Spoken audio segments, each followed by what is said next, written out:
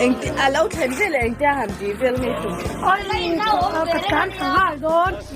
chụp con ghé chụp mà lâu mấy chụp đồn chụp